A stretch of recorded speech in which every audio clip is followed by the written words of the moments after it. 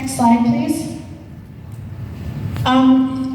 Historically, U.S. college campuses were predominantly white, but that is changing as the demographics of the U.S. are also changing. So more people with more diverse backgrounds are on U.S. college campuses now than have ever been in the past. You can see this comparison here between 1996 and 2016. Next slide, please. And identity is an incredibly important part of the college and university experience for most Americans.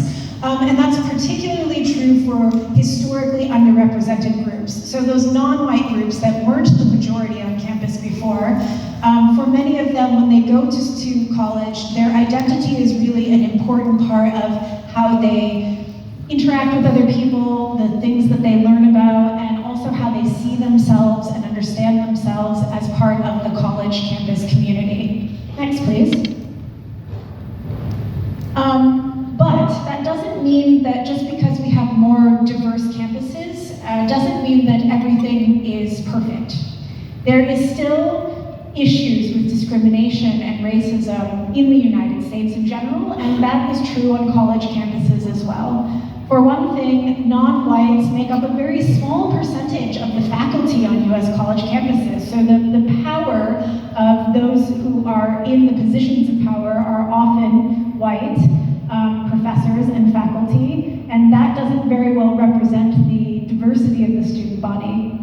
And people who are non-white, people who are from historically underrepresented backgrounds often face difficulties on college campuses, particularly on college campuses that we understand as PWI, so predominantly white institutions. This hashtag #ITooUpHarvard is a campaign that was done a couple of years ago of a bunch of non-white students and faculty who felt like they were experiencing discrimination on the Harvard campus, feeling like they weren't being welcomed, like they didn't belong, people asking them questions like, oh, can you read? So microaggressions, right? Things that sort of communicate you don't really belong here, we don't see you as being included in our community here on the Harvard campus. And this was one of the ways that they were fighting back and talking about the discrimination that they were facing on campus. They had this whole campaign where people were doing a hashtag of things that people had said to them on campus that made them feel not included, that made them feel uncomfortable, and they even created a play about this at Harvard based on this campaign.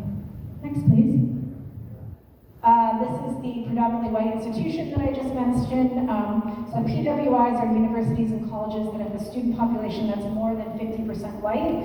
We do find that underrepresented groups do experience more discrimination on these campuses that are less diverse rather than the more diverse campuses. Next, please. What else is like white people experience as a non-white student on a college campus?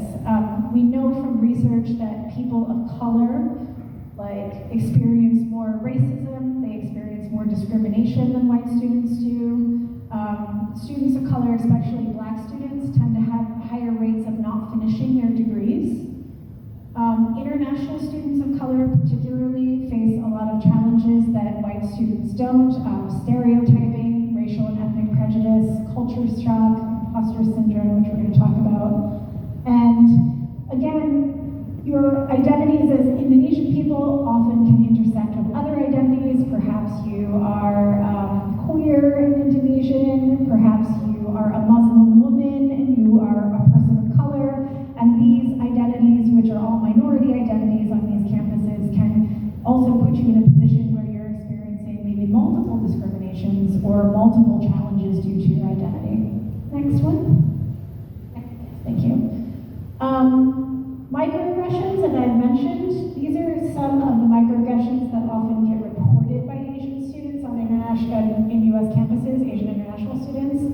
So things like exclusion and avoidance, being avoided by other people in your classes or on campus, being made fun of because of your English abilities, kind of being disregarded, maybe if you bring something up in class, not being listened to as much as your white colleagues and co-students. And so these are real challenges that people face and realities that still exist on college campuses today. We have the next slide, please.